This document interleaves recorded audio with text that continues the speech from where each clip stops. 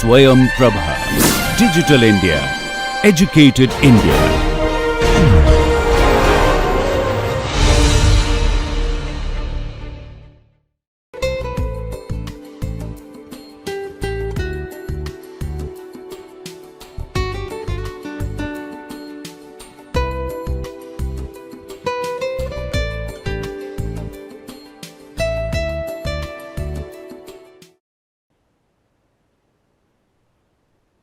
Welcome back to the course titled Strategic Communication for Sustainable Development. My name is Aradhana Malik and I am helping you with this course.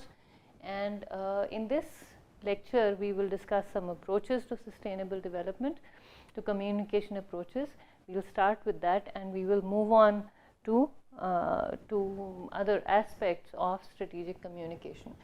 So, to start with, this report by the Federal Ministry for Economic Cooperation and Development, Government of Germany, has written this report or has come up with this report titled Strategic Communication for Sustainable Development. They wrote this report in the year 2006 and this is the one I am referring to now because it's still quite relevant.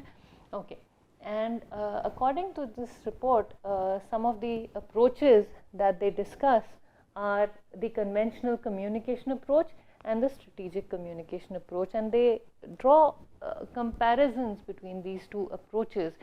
And according to them, in the conventional communication approach, managers focus on media and messages and come up with exciting ideas that capture the imagination, whereas in the strategic communication approach, managers analyze the wider system and plan desired outcomes strategically. So, it's not only the media, only what is being said, only what is there, but they try and they take a much wider, much more comprehensive, much richer view of what is happening and then plan the desired outcomes according to that. Not only their understanding is not based only on what the media tells them, but they also look at other indications from the environment. In the conventional communication approach, the communication experts focus on convincing people individually while their social sphere is not analyzed. Whereas in the strategic communication approach, the interventions focus on goals, audiences and messages that determine the media. So, what is it that the media is capturing from the environment is what is focused on, and that is where the interventions go. In the conventional communication approach, communication is an end of pipe activity isolated from the rest of the project. So, you do everything and then you just go into the community and tell people what you're doing and they're supposed to accept it. And in the strategic communication approach, communication is fully integrated in a project from the start. You first go and find out what the community wants, get their inputs, and then share your ideas with them, then get their feedback, then go back and verify whether what you have understood is okay with them or not, whether you have understood it correctly or not. Then you formulate a plan, then go back and check with them, etc. So, it's fully integrated in a project from the beginning. In the conventional communication approach, the content and message are secondary and cannot answer why or what questions. Why are we doing? What are we doing? How are we going to do it? So, it's just this is what we are going to do, and that's the be all and end all. And in the strategic communication approach, the target audiences are involved in planning. They are involved in the why, the what, the how, the where, the when of the interventions. And and all of these interventions are integrated with the values, with the social fabric, with the cultural milieu of the target audiences. And that is how these two approaches differ. The conventional communication approach is one way. This is what I have to give you, you take it or leave it. Strategic communication approach is, I am one of you. I am not going to force development on you. I am going to facilitate development through you. That is the strategic communication approach. Okay. Some challenges to sustainable development efforts. The first is the complexity.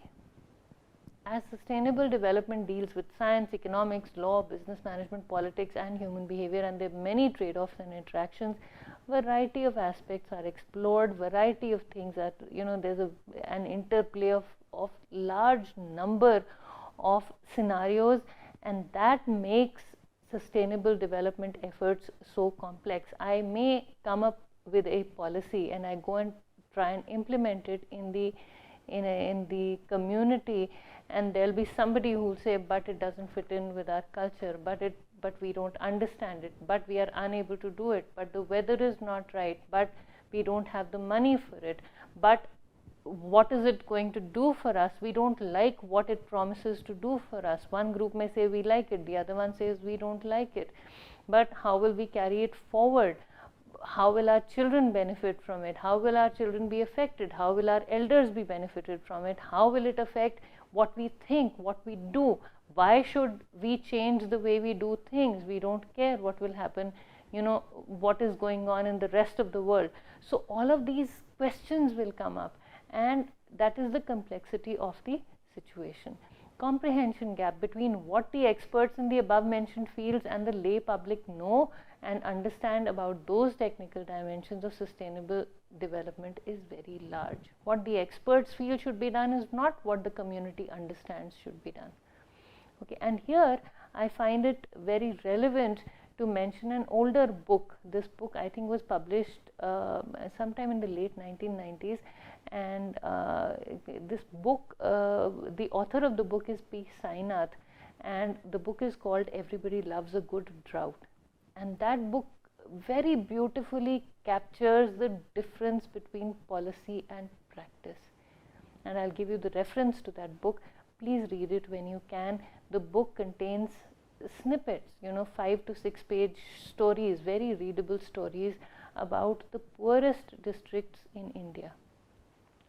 And I'm emotionally quite sensitive, so I cannot get through more than 2 or 3 stories at a time. I just, it's so painful to read what people are going through, and you go into these regions and you try and tell them that, this is development, start using cell phones, get into the Internet of Things, and I'll teach you what the Internet of Things is, and I'll teach you what the Internet is, and I'll give you a mobile phone, and they'll say, I don't have water.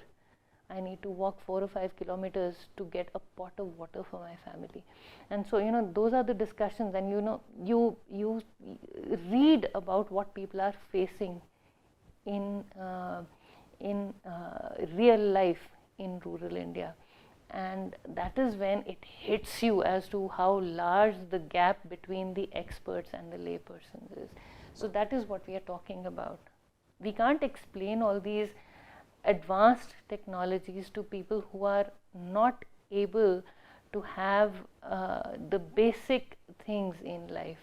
So, and again, coming from the Indian Institute of Technology, I'm not a Luddite. I'm not against technology, but I'm more of a realist. And I feel that technology and development needs to at some point be connected with the real world, and it should in some way, one aspect or some aspect of it should be connected to and should be applied to the real world, should help solve the problems of the real world before flying too high. So that's where I'm coming from when I talk about this, and especially when we talk about development efforts, personal impacts that sustainable development triggers in non-rational, for example, emotional and spiritual dimensions. So, we talk about development, we talk about community, we talk about doing new things, we talk about helping the community. How does it affect? We also need to see how it affects the stakeholders, what kinds of emotions it generates, what do people feel about the efforts that are being put in by outsiders. What do they feel about outsiders coming and doing for them is something that needs to be gauged. How does it affect their spirituality, their cultural beliefs, their traditions, their folklore, etc. So those things also need to be considered, and those will have an impact on how the efforts pan out, how the efforts are perceived. I was talking about Berlow's model, I was talking about contextual interpretation of ideas. personal impacts will have an impact, or personal filters will have an impact on how the messages are perceived by different communities. The risk element is another aspect here, which is a frequent factor in sustainable development, especially as distinctions between passive, uncontrollable, or active or voluntary are concerned. So what kinds of risks that come up, we need to be aware that unexpected events that will disturb the course of action will come up when we are engaged in our efforts, and that will impact how our efforts are perceived and communicated to the people who are going to be affected by our efforts. Strategic communication helps sustainable development by persuading a country's decision makers to adopt new policies and building constituency and support at the same time. So if we plan our communication, we will be able to convince the decision makers. We will be able to strengthen the capacity of municipal leaders, NGO representatives, and community-based organizations to manage their economic, ecologic, and social resources sustainably. We will be able to help develop partnerships among governments, local communities, and NGOs to encourage people to work together for change. And I'm reading this, this is pretty self-explanatory. We will be able to motivate people, for example, the private sector, CEOs and engineers, to adopt cleaner production technologies. We'll be able to help raise awareness and support for sustainable development issues. So various ways in which this is beneficial. We'll be able to help accelerate and improve people's behavior. For example, farmers' adoption of technologies and behaviors that lead to sustainable agriculture and forestry. We'll be able to help convince and help people to change their behaviors. For example, families to adopt environment-friendly behaviors such as conserving water, protecting common water sources from contamination, putting garbage into bins, changing harmful fishing techniques, etc. We'll be able to help generate excitement in an entire community that leads to community-wide behavior change. We'll also be able to help to empower the local people to speak for themselves and to continue their efforts into the future. So when we, if we do things right, if we are sensitive to the environment, if we plan things, we'll be able to achieve all these goals.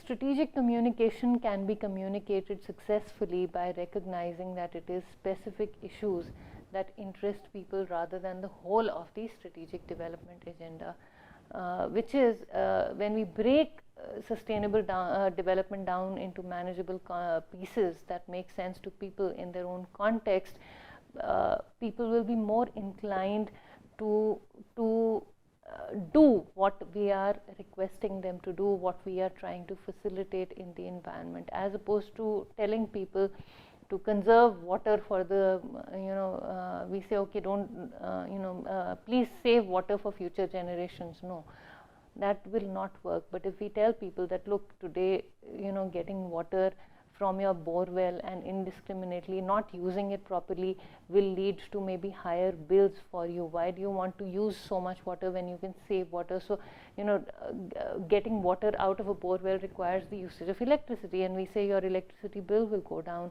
if you don't draw so much water. And maybe tomorrow you'll have more water to use tomorrow if you don't use all of it today. So tomorrow if there's a drought, then you can maybe pull up more water, as opposed to you pulling out all the water today and not having enough water during drought conditions. So that kind of a thing can be done. So you break it up into manageable pieces, manageable information. You tell them that 20 years from now your future generations will have 20% of the water that you have today, and they'll say, I don't understand that. Or by cutting trees, the mountain behind your house will be out of snow, and they'll say it doesn't matter.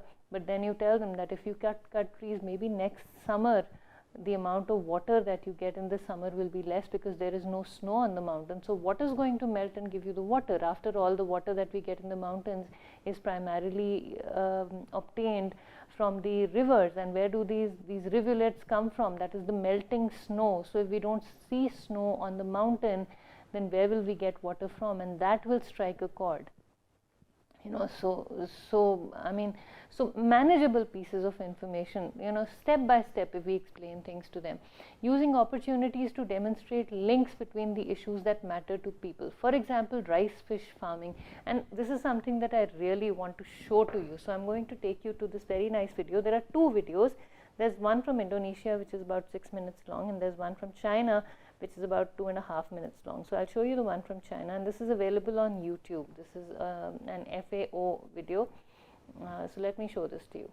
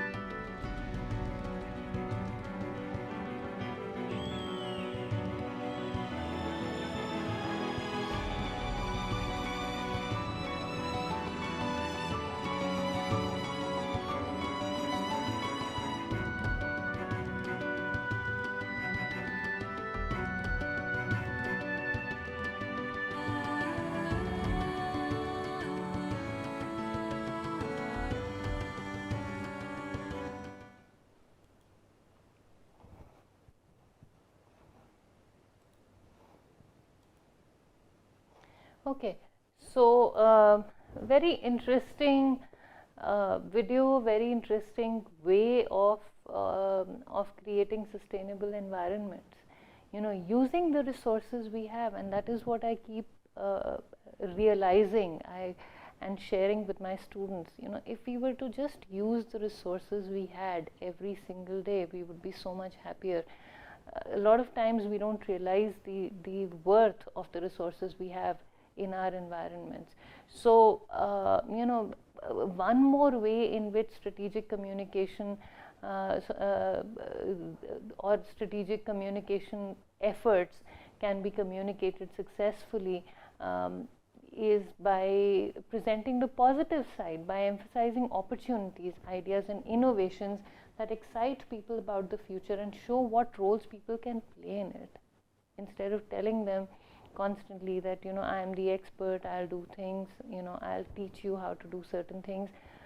By presenting the positive side of things, by showing people the opportunities they have to come up with their own ideas for improving their own environments, we can help people realize how important it is for them to strategize their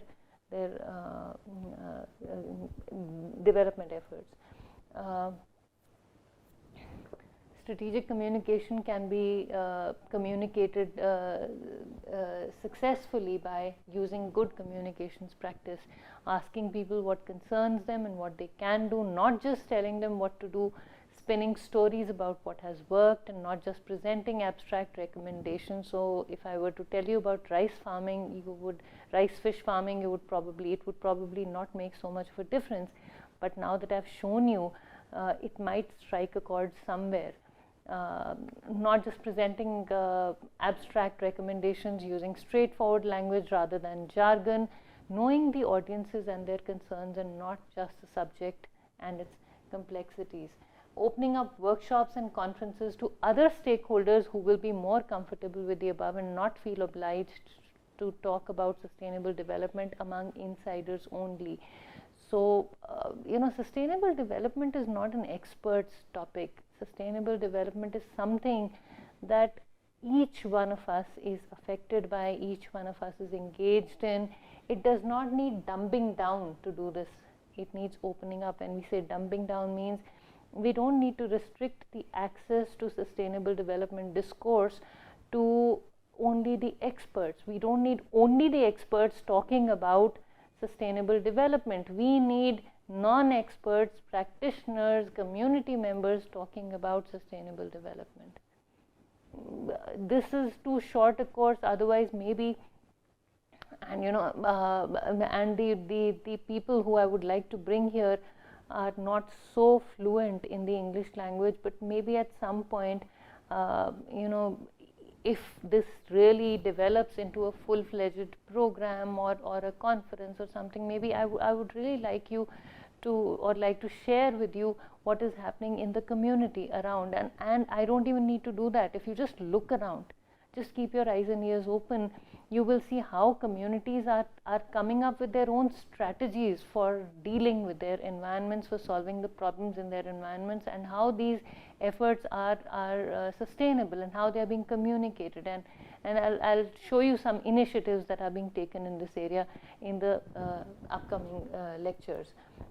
Strategic communication for development can be communicated, or it can take place through mass media, through the public relations activities, through market research, through opinion polls, through phone-ins. You call up people, you tell them what is going on. We have a helpline for agricultural problems in India. We have public awareness activities. We have public participation, various ways in which mass media can facilitate strategic communication for development. The bottom line here is that strategic communication helps sustainable development recognize the problems that the community has through regular opinion and attitude surveys, media content analysis, continuous networking with NGOs and consumer groups, and regular meetings with interest groups, through the people who are working in the community, through what the media is saying, and through focused collection of information through surveys.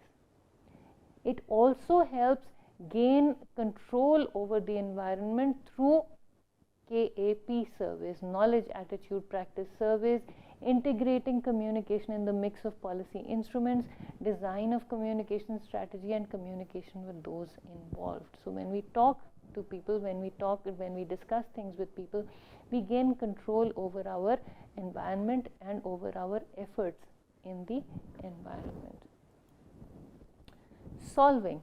So one is recognizing, then gaining control, then solving problems, using communication as an independent and as a complementary instrument for the environment. Information on other instruments, laws, incentives, etc. So we implement policies, we put in checks and balances to control the environment. So measurement and evaluation through qualitative research. So we solve problems. Then we maintain this control over our environment through regular public information. So the feedback. So one is understanding, two is implementing or gaining control, knowing what we can and cannot do, three is going ahead and doing it, and fourth is feedback. Everything is cyclical. Maintaining control over the environment, over our efforts through regular public information. Feedback from the stakeholders. The stakeholders tell us what is working, what is not. The community tells us what is working, what is not, and we keep our eyes and ears open and we take that information and make it a part of what we are going to do next. Reporting on changes in policy design and implementation. Giving our policies the freedom to evolve based on the feedback we receive from our environments, and updated opinion and attitude surveys, again for the purpose of collecting feedback that we can use for further policy development. And that is how strategic communication facilitates sustainable development. We will stop here for now, and we will continue the discussion in the next classes regarding different approaches, different ways in which strategic communication has been used in the process of sustainable development. But I hope I've given you enough ideas to go and explore. I would encourage you to go on YouTube, look for examples, look for ways in which strategic communication has been used in the area of sustainable development, and then we will discuss some more in the next class. I wish I had FaceTime with you, and maybe I could hear about the great ideas that you have had as a result of some of the things that I have shared with you. But I look forward to sharing some more with you in the next class. So thank you very much for listening.